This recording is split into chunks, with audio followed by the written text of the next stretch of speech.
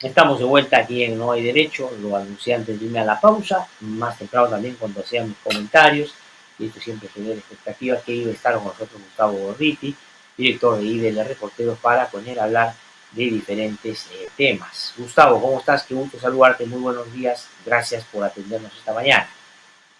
Buenos días, Galaxia, es un placer.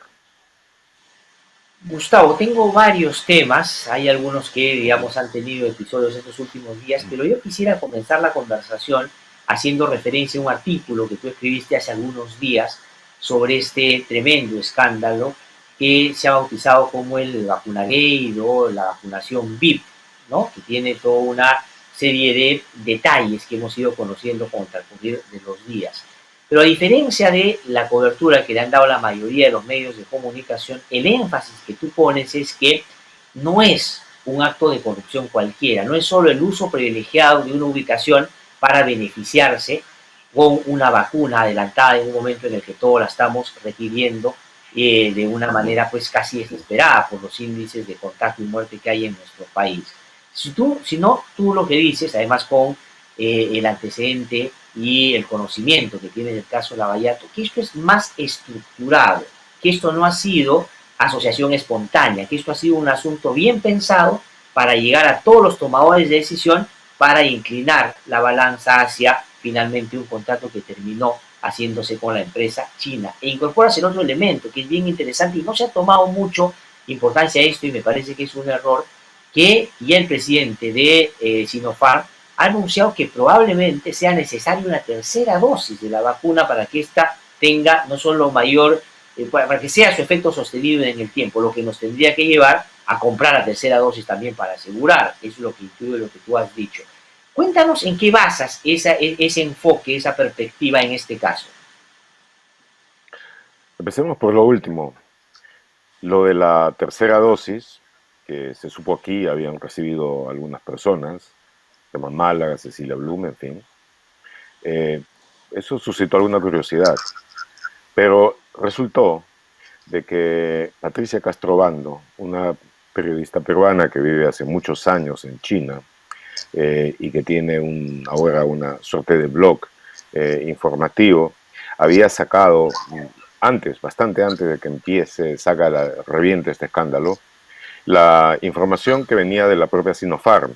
La cita me parece que era del vicepresidente de Sinopharm, en el sentido de que era sumamente probable de que para poder tener una inmunidad sostenida en el tiempo, una inmunidad duradera, fuera necesaria una tercera dosis.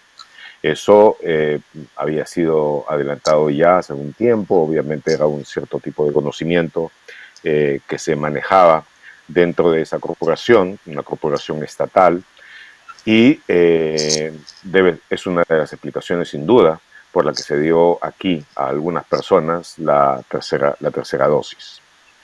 Eh, Eso naturalmente es importante de conocer. No, eso no vicia la vacuna, sino sencillamente establece el protocolo claro de que hay más pasos que dar como para que se pueda producir esa inmunidad.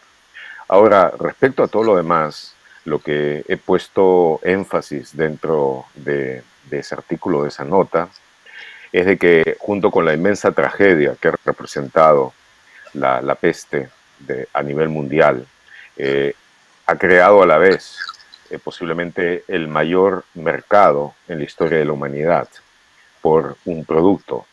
Y el mayor mercado además con la demanda de un público básicamente acrítico, como suele suceder con todos aquellos que necesitan algo con extrema urgencia como cuestión real o percibida de vida o muerte.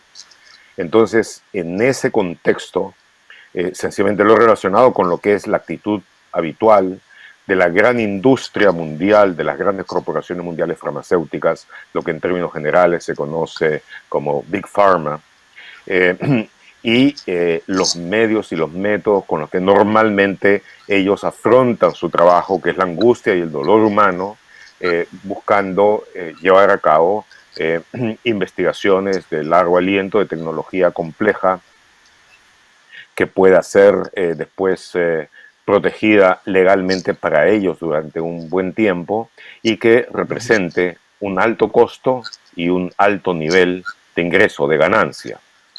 Entonces, eso que ha creado, como digo, ese mercado inmenso, que ahora tiene, por supuesto, un acento mucho mayor en la demanda que en la oferta, eh, eventualmente sí representa el poder consolidar las mayores partes posibles de ese inmenso mercado en condiciones de ganancia.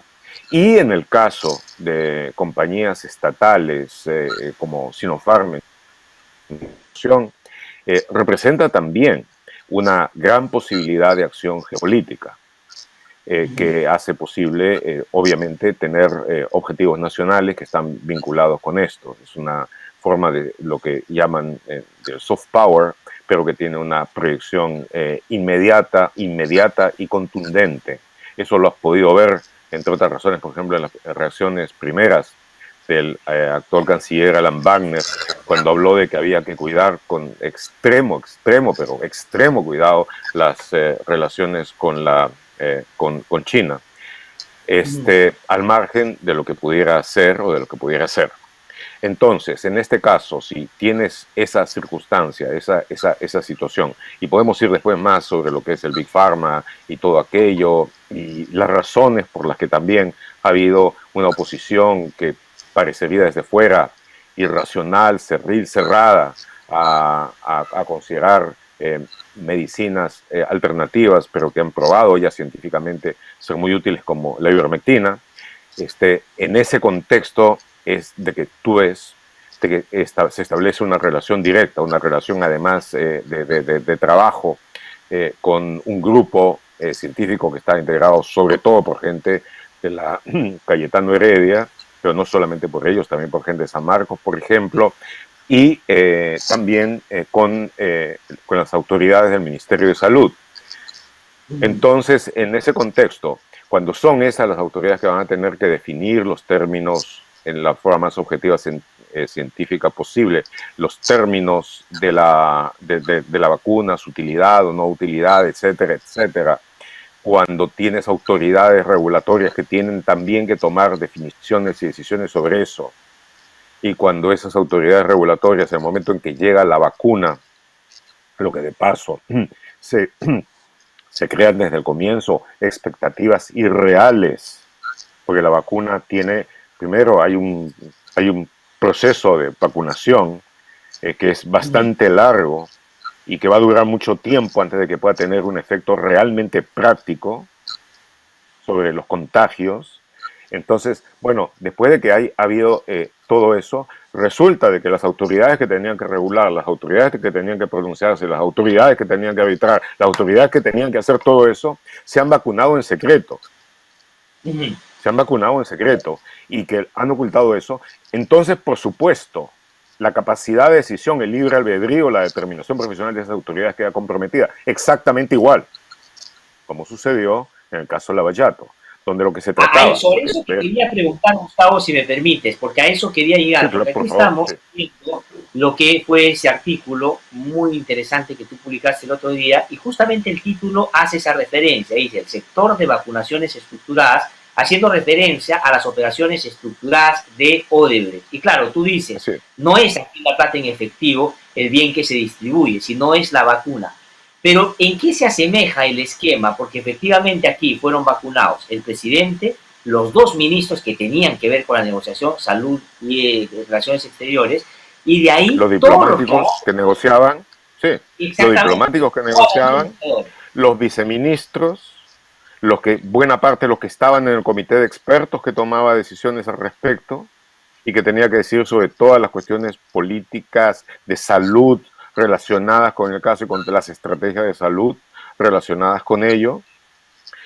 Todas aquellas personas que tenían la persona que estaba a cargo de la DIGEMID, es decir, de la dirección que normalmente se demora Dios y su ayuda en dar aprobación sanitaria a tal o cual cosa.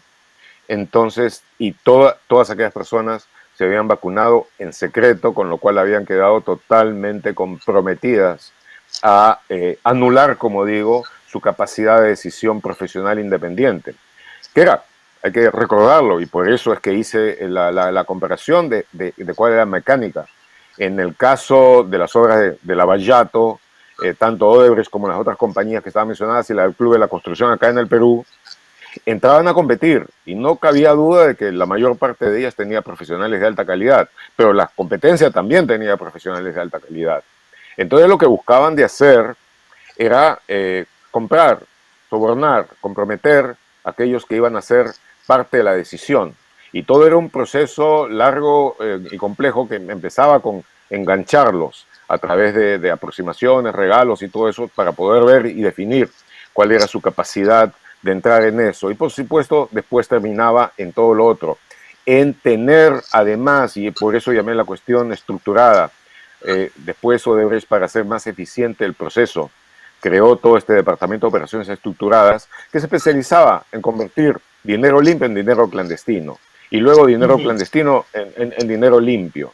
De tal manera que aquí, al poner todo un conjunto de vacunas por debajo del radar y hacer esas vacunaciones clandestinas, era exactamente lo mismo. Todas las personas que tenían una capacidad de decisión y determinación sobre eso se habían vacunado en secreto, habían buscado mantenerlo en secreto y comprometieron entonces completamente su capacidad de acción independiente, de la misma manera exactamente que las personas de los organismos reguladores o de concesión comprometieron su voto también. Ahora, hecha entonces, digamos, el Sí. vínculo que tú desarrollas, es decir, en términos de lo que hace parecido lo uno con lo otro, en ese juego de roles, dentro de esa estructura, en el caso de las vacunaciones estructuradas, el papel que cumplió este señor Málaga, ¿cuál podría ser? Porque tú lo que dices es más o menos lo que hacía Barata, guardando las distancias en términos de las dimensiones que hemos conocido, el caso Lavallato, porque aquí se está iniciando una investigación. Él ha dicho, yo no era un dealer, no era un repartidor, pero al parecer, ayer Vizcarra también lo ha sostenido, dice que él cuando llega y le dice que lo va a vacunar, le dice, oye, pero eso es parte de los semil o no, mira, esto es una vacuna, o sea, él sabía perfectamente que lo que estaba dando era la vacuna, evidentemente, y era por fuera del ensayo. Ese rol se le puede atribuir a él, y cuál sería, digamos, el vínculo con el interés más grande de, entre otras, Sinopharm para que las cosas sean como finalmente terminaron haciendo, porque sí firmamos el contrato. Bueno, la diferencia que hay obviamente entre Málaga y Barata No, es sin de que duda. Málaga no era el funcionario principal de Sinopharm, pero el hecho concreto es de que él manejó la distribución de las vacunas. Entiendo que hubo otros personajes dentro de la organización de la Cayetano Heredia que también tuvieron una intervención de cierta importancia, pero él era la persona que finalmente aparecía ahí como el director de distribución y de alocación de la vacuna, de las vacunas, y además el que manejaba las pruebas, el que manejaba básicamente todo el aspecto público de ese proceso. Entonces, naturalmente, su función se salió completamente de los marcos de quien está dirigiendo un proyecto científico que tiene que ver con un problema vital de salud pública. En su caso, fue utilizar la posición que tenía para poder dirigir la capacidad de influenciar a gente decisiva con la que tenían necesariamente una relación de contraparte a través de la concesión de estas vacunas. Eso, por supuesto, también hay que decirlo en perfecta sincronización, y diría yo, una dinámica que se asimila a la subordinación con Sinopharm. Lo cual, de paso, no he querido con eso convertir a Sinopharm en el villano de todo esto. Tiene un papel que está claramente establecido, ni a las otras compañías de Big Pharma en las víctimas inocentes de lo mismo. Me he referido a toda una industria, la de la Big Pharma, que es una industria profundamente corrupta y que ha establecido sistemas de dominio sobre cómo se hacen, qué medicamentos se escoge, qué áreas de la salud pública se prefiere, y que ha logrado, en relación con gobiernos y con instituciones reguladoras poderosas, como la de Estados Unidos, como la de la Unión Europea, ha logrado a veces términos de negociación basadas precisamente en la angustia humana, que serían poco pensables en otras industrias, en otras actividades. Y creo que es muy importante, es algo que en periodismo de investigación no hemos hecho hasta este momento en forma profunda, pero creo que es muy importante tener eso en cuenta y empezar a profundizar en ello a fondo también. Ahora, de cara al tratamiento ya más en el ámbito de la justicia, tú lo que has dicho es que tendría que verse este caso desde una lógica de persecución al crimen organizado y no, digamos, de prebendas individuales para favorecer determinado interés en base al privilegio de tener la vacuna, por cierto. Eso me gustaría que lo puedas saber un poquito más. Y quisiera regresar para vincular el tema de la tercera dosis y por qué yo he insistido en estos días, por supuesto hablando del artículo que tú has escrito, Sí. insistiendo, ¿no? Y que la tercera dosis, es verdad, te puede dar una inmunidad por un tiempo más prolongado. De acuerdo, eso puede ser efectivamente así. Pero el asunto está que nosotros hemos negociado con Sinopharm por una cantidad de vacunas pensando en que son 2 dosis. Pero si después son necesarias 3, vamos a tener que comprar más. Entonces el negocio va a ser mayor al que inicialmente se había previsto. O sea, sí tiene que ver o podría tener que ver también con el negocio y no solo con la ciencia que te da más certeza sobre si es mejor una más. El negocio no es el lucro que se va a sacar vendiendo una tercera dosis. El asunto es de que hay una población que queda enganchada con eso, con esa necesidad y la posibilidad de que haya dosis mayores. Realmente, hasta donde sé y de lo que he podido hablar con los mejores expertos sobre el tema, no es mucho lo que se desconoce todavía sobre el efecto de las vacunas. Estamos en un área completamente nueva en la que se ha avanzado a gran velocidad básicamente todas las vacunas. Como sucede en esas circunstancias, hay una serie de cosas que son desconocidas y reacciones que se dan luego de que se producen las aplicaciones masivas y todo aquello. El asunto realmente se ha comprometido tanto dinero en lo de las vacunas y además se está haciendo negociaciones simultáneas que ya creo que están muy avanzado, concluido con Pfizer, con AstraZeneca, me parece, de que es más que esta cuestión de lucro inmediato, que por supuesto existe, que por supuesto es importante, es el haber entregado una parte de un mercado cautivo que no tiene, ha dejado de lado su capacidad de decisión, de libre albedrío, de poder ver críticamente eso, con todas las consecuencias que ello tiene. Y dentro de eso, por supuesto, se crearon grupos de poder que manejaron en forma absolutamente incorrecta, tanto desde el punto de vista de la ética científica, de la ética profesional, del concepto más básico de conflicto de intereses, el manejo tanto de la decisión científica como de la que se refiere a los intereses nacionales. Y que en ese proceso, yo vuelvo a eso, porque es un tema al que le gusta ponerse a la gente esquinada tan pronto puede hacerlo.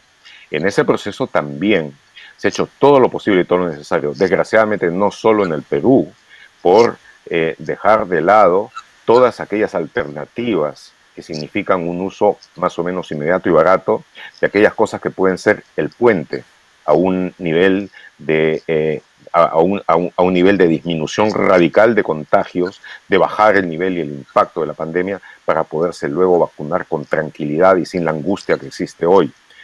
Y me refiero ahora concretamente al debate sobre la ivermectina, sobre la cual existe ahora ya un nivel, un corpus de evidencia científica que a mi entender es absolutamente contundente y que no deja lugar a duda sobre su eficacia y que sin embargo ha sido sometido, y esto es parte también de ese proceso, a una desinformación absolutamente continua para tratar de desacreditarla e incluso de atacar la integridad de quienes la ofrecen como alternativa. Y dentro de eso hay que recordar algunas de las principales personas que han estado en contra de eso acá en el Perú: Germán Málaga, Patricia García, en fin, son gente que ha estado más en contra de ella y que ya sabes que están metidos dentro de aquellos que recibieron la vacunación clandestinamente. Claro, como tú has dicho en otro momento, no solo se politizó el uso de estas medicinas que se podría aplicar en un primer momento para evitar justamente el problema sanitario severo con un déficit de respuesta porque la gente requiere hospital cuando podía haber evitado llegar al hospital, y ahí incluyes estas medicinas de primer orden que debería aplicarse. Y efectivamente estos son los médicos que negaban toda posibilidad por ese lado. ¿Y crees que eso va a revertirse? Porque he escuchado ahora decir al ministro Ugarte que van a reforzar la primera línea de atención y van a regresar a tratar de atender más inmediatamente en cuanto la gente tenga los primeros síntomas para evitar justamente lo que acabo de decir, llegar a los hospitales. Yo realmente espero que se realice. Esa es una cuestión de básica honestidad, de integridad intelectual, profesional y además de la más básica sensibilidad humana ante el dolor masivo de la población.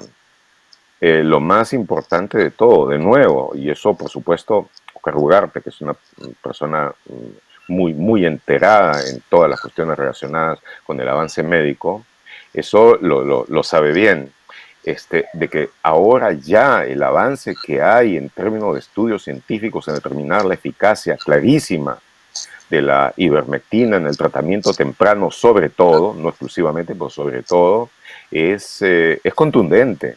Y hay que decir, y dentro de eso hay que decir una cosa más, que en buena parte de los estudios internacionales que se han hecho, se ha mencionado increíblemente la experiencia peruana que hubo en el segundo semestre del año pasado con los grandes operativos Taita, donde hubo precisamente un gran énfasis localizado en la atención primaria, en sitios que estaban hirviendo de contagios, y esas intervenciones lograron en forma estadísticamente identificable, inconfundible, una reducción rápida, veloz y contundente de los contagios, como fue en Arequipa, en Cusco, en Moquegua y en algunos otros lugares. Eso se ha estudiado afuera, no aquí. Se estudió afuera a fondo. Y se llegó claramente a la conclusión de que eso había sido un caso de aplicación masiva exitosa, que aquí a propósito se ignoró y se buscó más bien de desacreditar, y como escribí en otro artículo, buena parte de aquellas cosas que se ponían como de lo que estuviera supuestamente reñido con lo que llamaban la ciencia, posiblemente se referían a las ciencias ocultas, eso hizo de que pareciera en determinados momentos una campaña de extirpación de idolatrías, como la que hubo durante los tiempos de la Inquisición, e ignorando por completo los factores y los hechos con desinformación abierta en ese campo.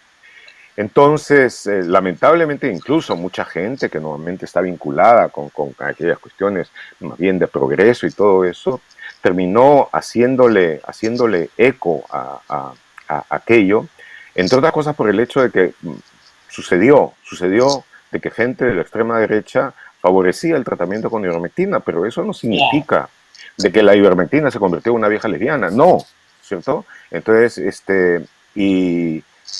lo que había de por medio, lo que había y hay de por medio, que no solamente es científico, eso tiene de lo más profundo de la humanidad personal, de hacer que la gente no muera.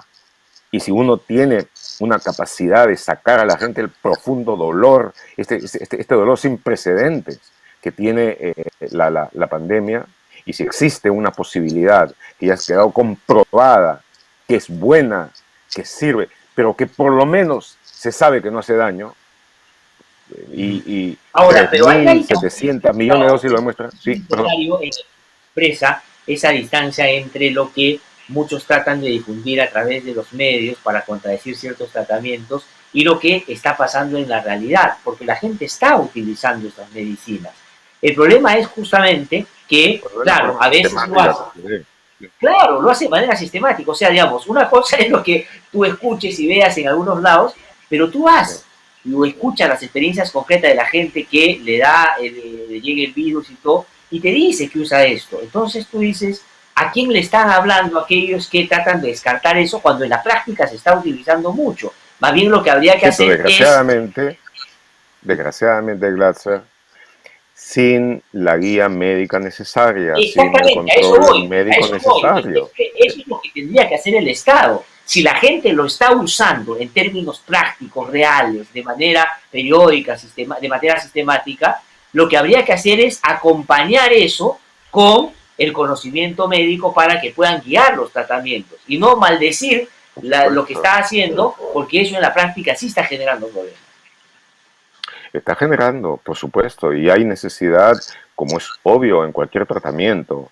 Y la ivermectina ha probado que sirve mucho, pero no hay medicinas mágicas, no hay medicinas que se puedan utilizar en la misma dosis, en todo momento y circunstancia, y que puedan servir a lo mismo.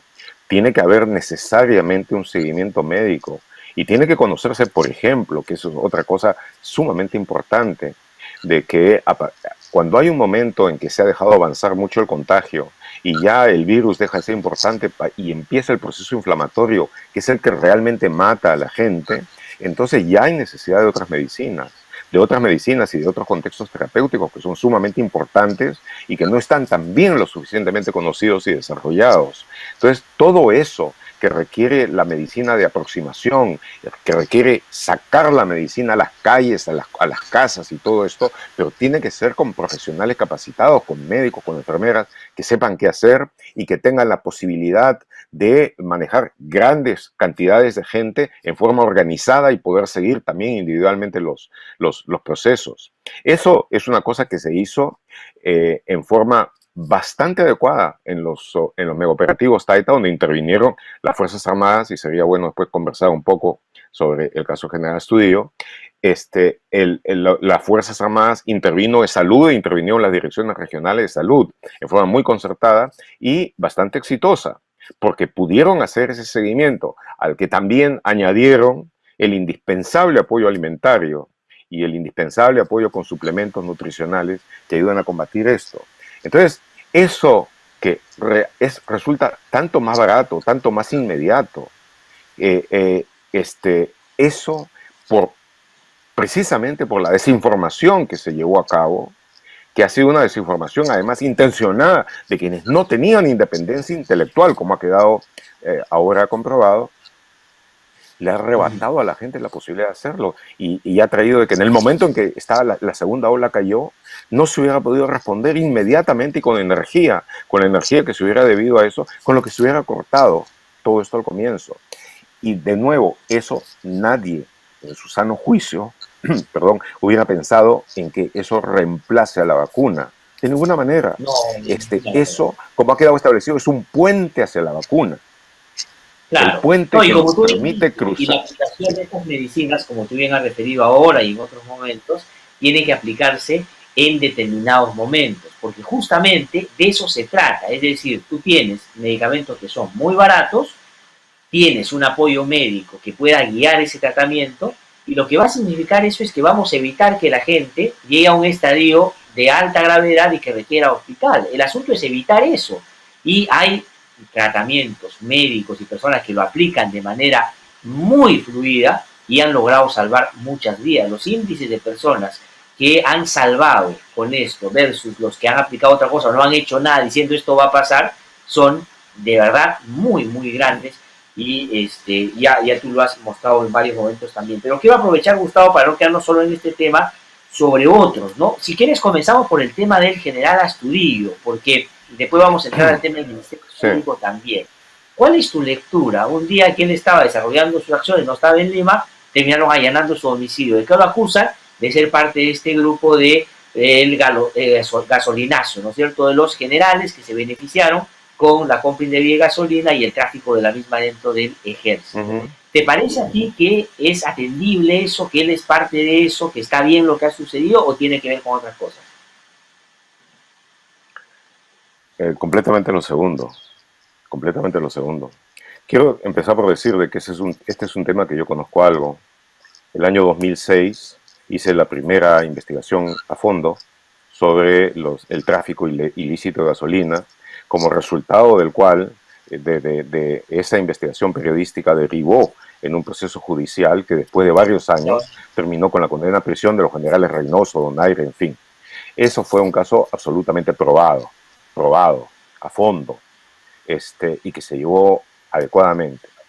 En este caso, que empezó en 2018, según he podido ver, esto empezó con unas cuestiones realmente mínimas de tráfico en un grifo, y luego a través del testimonio de uno de los que estaba, de uno de los oficiales, de uno de los bribones que participó dentro de ese esquema y que se convirtió en colaborador eficaz, ha habido algunas imputaciones que han llevado inmediatamente a acciones desaforadamente excesivas y que no están basadas en el nivel mínimo de investigación que debió hacerse a cabo. Pero además con dudas muy fuertes sobre la integridad del fiscal Minaya, que está a cargo de esto. El 2018, cuando esto empezó, un reporte de un programa de frecuencia latina sacó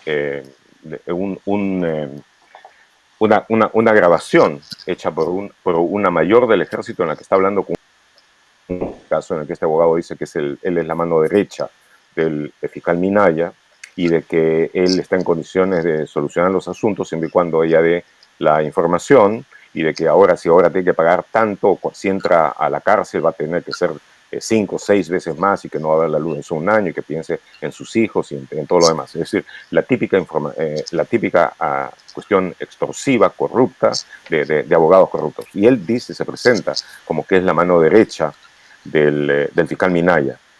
Luego el fiscal Minaya es el que está llevando el caso ahora, y estamos hablando del mismo caso, Entonces se presenta como que es la mano derecha y le está diciendo, bueno, pagas tanto, no hay problema, yo tengo toda la información, va a ver esto, va a ver lo demás, etc. Y luego él dice, bueno, yo soy su mano derecha, yo sé todo lo que está pasando ahora. Entonces, bueno, el reportero que ha hecho esto, que confronta al abogado, y el abogado, con todos esos signos gestuales que indica a quien está mintiendo, dice, no, yo no tengo nada que ver con eso, no, por supuesto que no, eso no es cierto. Y pasan del otro lado a aquellas cosas que lo contradicen directamente. Y luego van y le confrontan al fiscal Minaya y le dicen, es cierto que esta persona es su amigo, su colaborador más cercano, su brother, su causa. Entonces, el otro también con gestos significativos dice, y además apelando ahí a esa jerga sangarina, que inmediatamente te empieza a revelar cosas. Dice, no, mi persona no tiene nada que ver con eso. Si ¿no es cierto? Esa persona no está relacionada con mi persona. Ya no existen los pronombres, nada, ¿no? Entonces, y luego sacan un video tomado de lejos en el que los dos están conversando como patas del alma,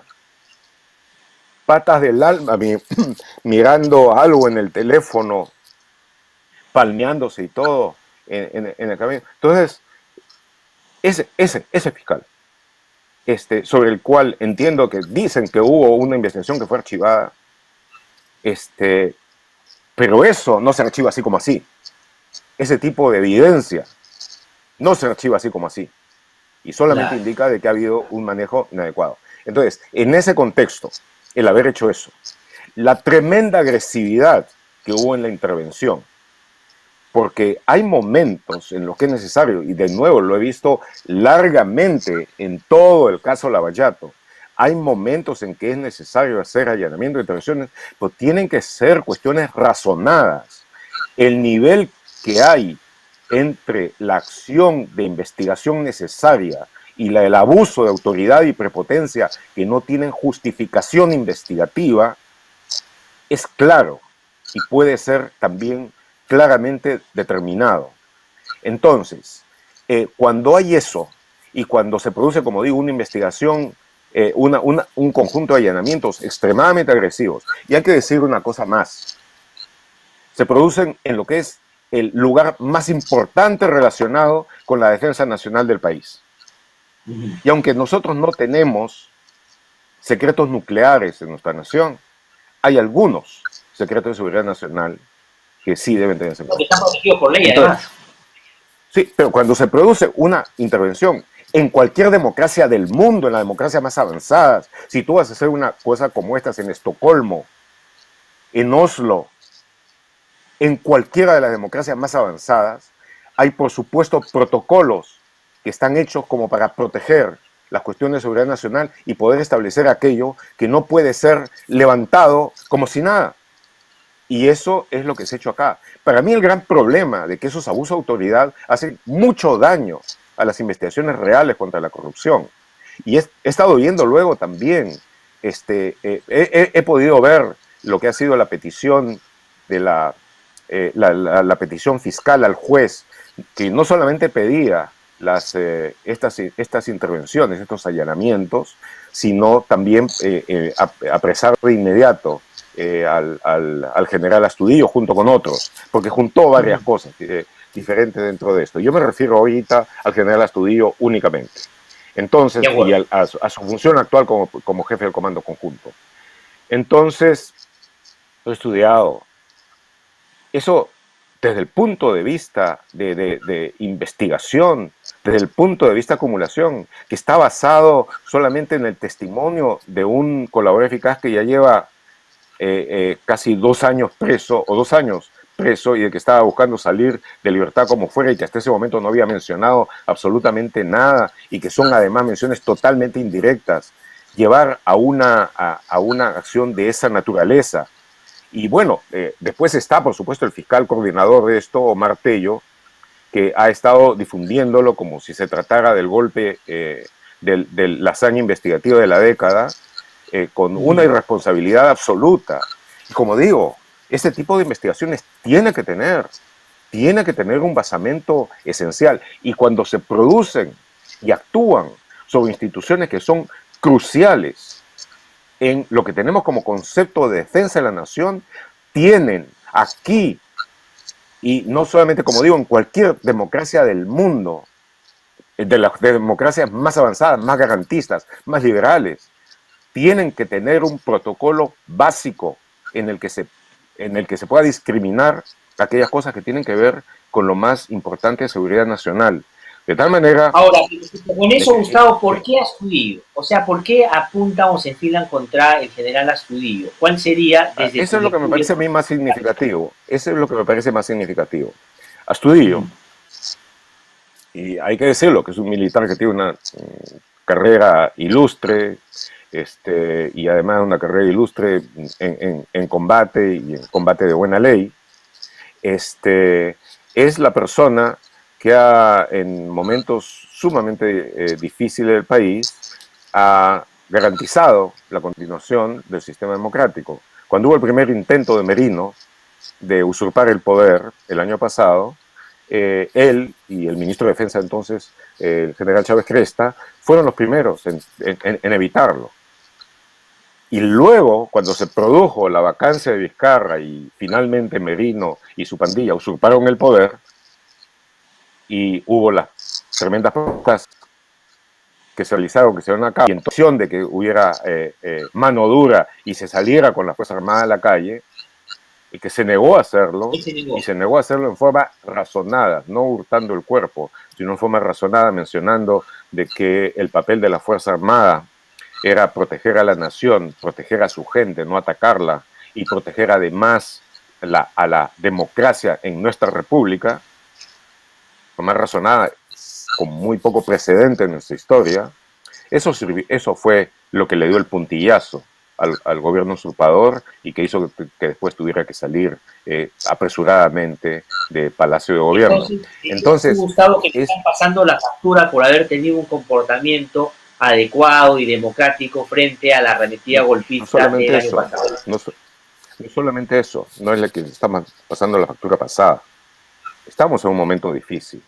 Estamos en un momento extremadamente difícil, en el que pues hay la plena, estamos con grandes problemas, con grandes problemas políticos, estructurales, toma de decisiones, etc. Es el momento, y ya ha habido algunos que han estado hablando de remover a la Junta Directiva del Parlamento y quizá incluso al propio gobierno. La posibilidad de que busquen tener un tercer tiempo,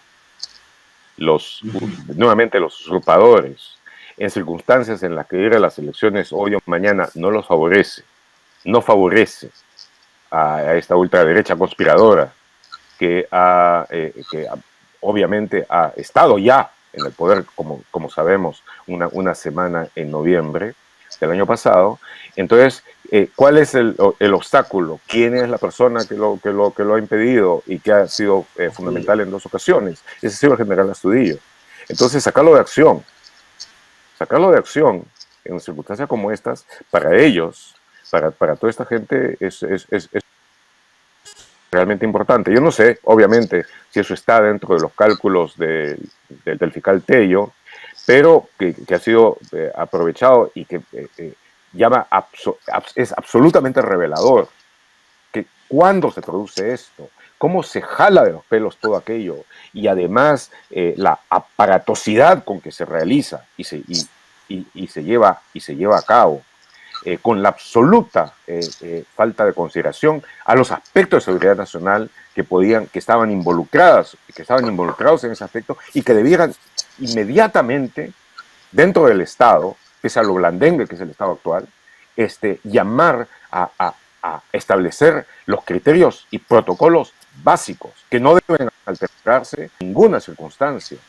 Te lo digo, yo he investigado a fondo las cuestiones relacionadas con corrupción en Fuerzas Armadas y algunas de las investigaciones que he hecho, por supuesto, han tenido consecuencias, pero no creo que ningún periodista de investigación en el mundo, ni ningún buen investigador va a hacer investigaciones que puedan significar plantear un daño gravísimo a algunas de las cuestiones de seguridad nacional que sí existen y sí son necesarias tener en cuenta.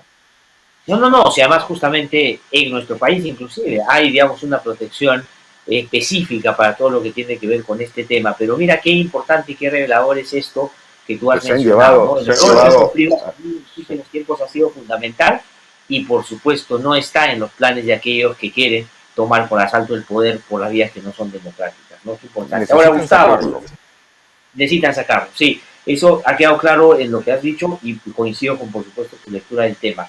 Quiero preguntarte también por lo que está pasando en el Ministerio Público.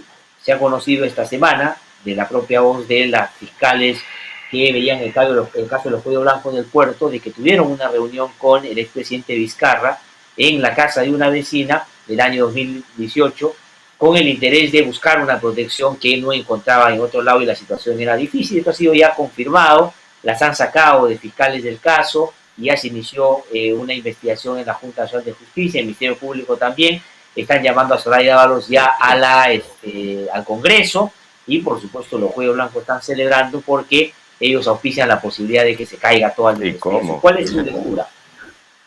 Bueno, hay cosas diferentes. Una es la decisión que hubo de sacarlas del caso por el nivel de pelea que había entre ellas, las disputas ya públicas, notorias, que estaban paralizando el avance del caso. Y lo otro, el castigarlas por haber tenido la reunión con el presidente Vizcarra, con el entonces presidente Vizcarra. Son dos cosas diferentes. Empecemos por la segunda. Yo no debían castigarlas por haberse reunido en ese momento con el presidente Vizcarra, sino que debían premiarla por eso. Decir, como leí en un editorial medio adefesiero en un periódico viejo de la localidad, de que debían haber seguido los procedimientos que manda la ley y no ha salido lo suyo para poder pedir las garantías que la situación demandaba, etcétera, es una franca estupidez. La investigación que ellos hicieron, y lo digo con conocimiento de causa porque nosotros hemos estado al tanto de cómo avanzaba la investigación en todo momento, y la publicación que nosotros hicimos fue finalmente lo que detonó todo esto.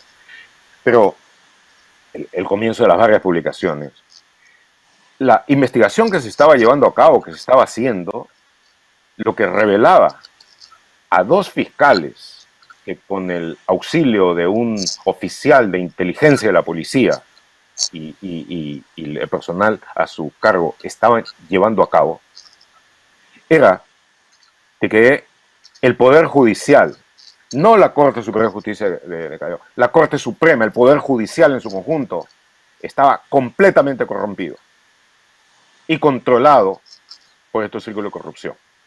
De que su propia institución, la Fiscalía de la Nación, estaba comprometida y tomada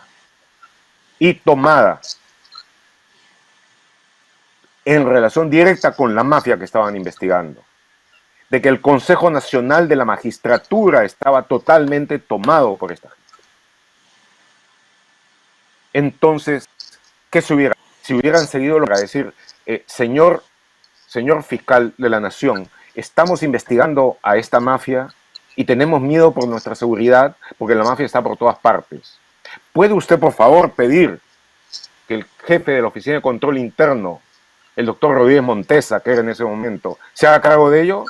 Cuando Rodríguez Montesa fue el que alertó a la mafia de que se estaba llevando a cabo una investigación y era parte integrante de la misma, el fiscal de la Nación... O pedirle las garantías al señor Chávarri, que era fiscal de la Nación, cuando él está comprometido en la investigación. Sí, claro. Pedir que intervenga el CNM con el señor Aguila, con el doctor Rock, de entonces que eran parte integrante central de todo esto.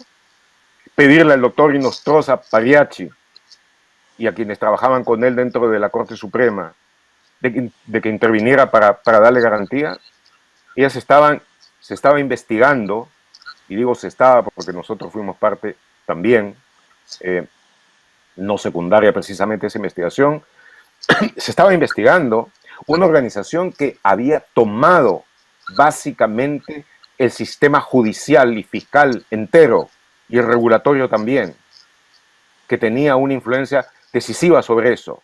Y dentro de eso, dos fiscales de rango menor que en forma intrépida están avanzando con una investigación que había empezado, como suele suceder con tantas otras investigaciones, en otra cosa. Están avanzando en ello y saben de que se han revelado ya las cosas. Saben de que ya conocen.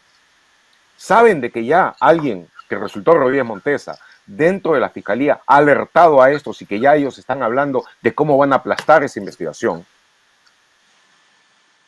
Y si tienen una posibilidad de llegar ante una autoridad nueva de la que no se sabía nada hasta ese momento, pero que se suponía todavía muy débil y que iba a estar todavía dominada por Fuerza Popular, que era la que controlaba todo el Congreso, en forma obviamente prepotente, tan prepotente que acababa de vacar a un presidente, sin mayor razón. Entonces, en ese momento, ¿qué cosa les quedaba a ellas? ¿Dejar de lado la investigación? ¿Dejar de lado la investigación? ¿Hacer la cosa absolutamente estúpida y suicida de pedirle a Chávarri, Rodríguez Montesa, a toda esa gente, a Inostroza Pariachi, al doctor Rock, garantías para poderla continuar? Hicieron lo que debían hacer. Y por supuesto el periodismo de investigación, sabiendo lo que había, nosotros buscamos de ayudar en todo lo posible y de hacer en todo en nuestro campo, indignación social fuera lo que cambiara la cosa y decidiera Vizcarra a dar el apoyo que finalmente les dio. De tal manera de que por esa razón en concreto, estas fiscales no solamente no deberían ser investigadas, sino deberían ser condecoradas. Porque hicieron... Ahora, pero Gustavo, sobre eso te quería decir lo siguiente, pero ha sido la propia fiscal Sánchez la que ha introducido, digamos, en este hecho los elementos para decir que había un vínculo, sobre todo la fiscal Castro, con Vizcarra y a través de la fiscal Castro, la señora Zoraida Ábalos con Vizcarra. Y era para después tratar de favorecer al señor Vizcarra en las investigaciones en las que después se ha visto podría tener que ver, ¿no?, con el caso de los Juegos Blancos. Ese es el asunto que llama a decir por qué ella es la que plantea que esa fue una interferencia y no como se ha descrito, lo has descrito tú. Porque la investigación se ha degenerado. Y una cosa es la situación que hubo entonces, fiscalaban juntas estrechamente, que tenían la sociedad de llevar adelante la investigación y también de defenderse mutuamente del peligro, y la situación actual en la que fue un conflicto que finalmente lentó y que ha tenido efectos totalmente nocivos sobre la investigación y que ha hecho inevitable, creo yo, la decisión a fiscal de Zoraida Ábalos de apartar a las dos. Dentro de eso, ya no son los fiscales decirlo, y el efecto del conflicto, posiblemente algunas influencias externas, o un un papel sobre ambas. Es algo que yo obviamente lamento, es muy doloroso. No es veo como el haber llevado acciones de gran mérito, heroicas, y el tremendo prestigio que da y la fuerza moral, pues no es bien llevado y conduce a desarrollos que son hasta contradictorios con lo que la persona en ese momento hizo. Esto puedo un caso que realmente es de importancia quizá mayor, como es el caso del Gustavo, tengo un problema con el audio. Vamos a tratar de mejorarlo, por favor, porque no estoy escuchando bien a Gustavo. Le voy a pedir a Lincoln y a Carlitos que puedan, por favor, ayudarnos con eso, porque no hemos podido escuchar la última parte de lo que Gustavo nos ha dicho, porque hay una interferencia o sobre todo un problema, se entrecorta el audio. Por favor, si me ayudan a resolverlo. Gustavo estaba dando algunas informaciones y, por supuesto, haciendo un análisis también de toda esta situación. Y claro, decía que hay que separar el hecho concreto que se produjo en el año 2018, en medio de la desesperación por no tener no solo apoyo, sino estar acosadas y perseguidas por una mafia que estaba instalada en primer orden en la institución de ellas, en el máximo nivel donde se toman las decisiones de los fiscales supremos.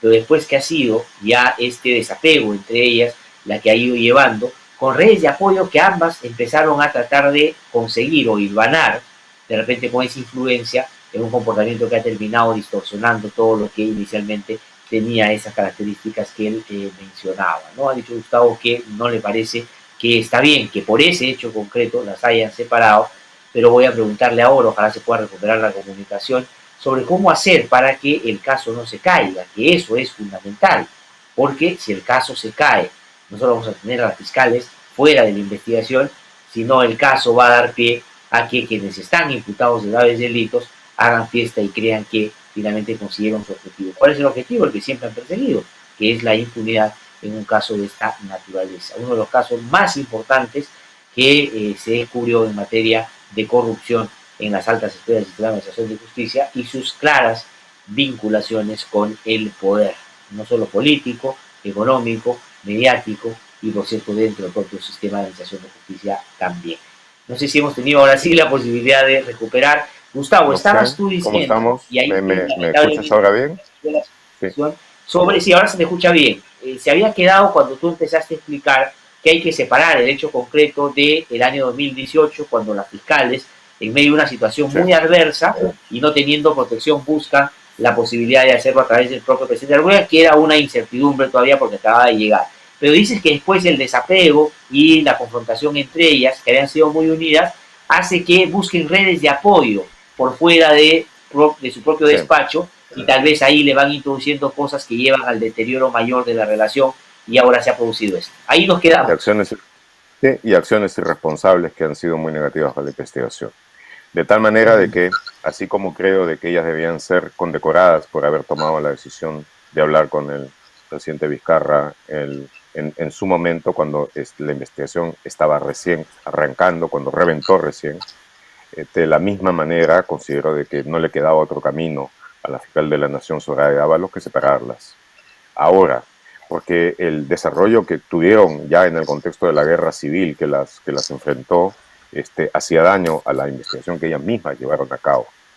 Entonces, y considero que esto es triste, que es lamentable, pero que se da a veces de gente que lleva a cabo una inmensa hazaña de una utilidad altísima para su nación, para su sociedad, que recibe todo el prestigio que corresponde a ello y que después por una u otra razón tiene desarrollos que las alejan de lo que las llevó a conseguir la hazaña y que resultan contradictorios. Eso está, hay un estudio sobre el heroísmo y sus paradojas. Podríamos hablar mucho sobre eso, pero creo que no hay tiempo. Y yo, a tu pregunta de qué es lo que se puede hacer, lo que yo creo que ahora tienen que hacer es buscar con mucho cuidado de elegir a la fiscal o el fiscal que continúe con la investigación, que sea de lo más de lo más inteligente, racional, íntegra que haya dentro de la Fiscalía para llevar adelante la investigación en este momento que es crucial. Tiene todo lo avanzado, es muy sólido, porque nada de lo que está pasando ahora quita la existencia, la contundencia aplastante de la evidencia que hay. Es decir, ninguno de los audios es mentira. Ninguna de las declaraciones de varios de los colaboradores eficaces corroborando lo que sale en esos audios es mentira. Todo es cierto, todo es verdad. Y esa investigación tiene que seguir. De tal manera de que sobre la base extremadamente sólida de la evidencia de las pruebas que ya existen.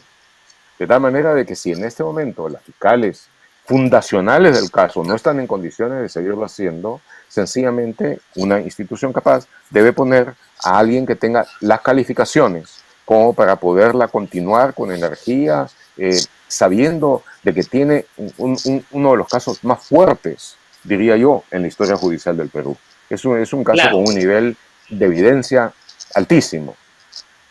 Sí, Gustavo, pero evidentemente no va a depender mucho solo de qué ha aplicado sea el Ministerio Público de escoger a los mejores o a las mejores, sino de cómo van a contrarrestar todos los ataques y todas las acciones que van a emprender los imputados en este caso para buscar traerse abajo la investigación. Ahora, por ejemplo, está claro que lo que quieren es traerse abajo a la fiscal de la Nación también. O sea, el hecho que sí, en el Congreso por este caso es para sacarla. ¿Podrán conseguir ese objetivo? ¿Crees que van a ir por ahí? Yo espero que no. Yo espero que no. La cosa es de que las reacciones tienen que ser claras y tienen que sacar a la luz los hechos. Y tienen que ser además hechas con un nivel básico de coraje, de valentía. La reacción asustada, que además se refugia después en las cuestiones puramente formalistas, tiene resultados básicamente negativos. Acá, la fiscal de la Nación, si sale adelante con decisión, con fuerza, con coraje, va a poder defender con toda claridad, a plenitud, la investigación y los fueros de esta, y va a tener el apoyo abrumador de la población. La cosa debe estar muy claro, no debe quedarse en necios formalismos, sino debe ir al fondo de la cuestión, lo que se la luz, las cosas que se están avanzando, lo que se va a juzgar, los grupos corruptos que fueron expuestos y en consecuencia contrarrestados, y toda la investigación pendiente, todo lo que falta por hacer en ese aspecto. Esas cosas deben ser tomadas como parte, como uno de las, como un estandarte dentro de las cosas que lleva a cabo la Fiscalía de la Nación, defenderla con fuerza, contrarrestar todas las acciones y las tinterilladas que van a hacer los grupos corruptos remanentes todavía dentro de la Fiscalía, ¿no? Y que no son tan débiles, y si solamente se los cuenta por números. Todo eso tiene que hacerse ahora, pero tiene que hacerse con el mismo coraje, con el mismo empeño con el que se llevó la investigación inicialmente, cuando todo parecía en contra, cuando todo absolutamente parecía en contra, cuando el Congreso estaba dominado por la variante más agresiva del fujimorismo, cuando el Poder Judicial y la Fiscalía y todos estaban como estaban, y se llevó adelante, se llevó a cabo. Pues eso es lo que debe tener como guía la Fiscal de la Nación para poderse defender. Y si lo hace bien va a tener el apoyo unánime, casi unánime diría yo, porque obviamente hay una minoría que está en contra, de la población y de la sociedad dentro de eso. Pero entonces las cosas están sencillas, y debe tenerse sobre todo, nunca hay que perder las cosas sustanciales de vista. Lo sustancial es que este es un caso poderoso, documentadísimo, recontra, hiperprobado. Entonces, de que no tiene cómo perderse si es que uno no se deja asustar y se deja envolver en las tinterilladas que van a seguir a lo que ha sucedido. Gustavo, muchísimas gracias como siempre por haber conversado con nosotros. Siempre muy interesante y con aportes de verdad muy interesantes, importantes también para mirar de una perspectiva distinta a todas las cosas que están pasando. Muchísimas gracias, sea muy amable. Gracias, Gustavo Ruiz, director de Reporteros que ha conversado con nosotros esta mañana. Suscríbete a nuestro canal de YouTube, búscanos como IDL Radio y activa las notificaciones para ver No Hay Derecho en Vivo.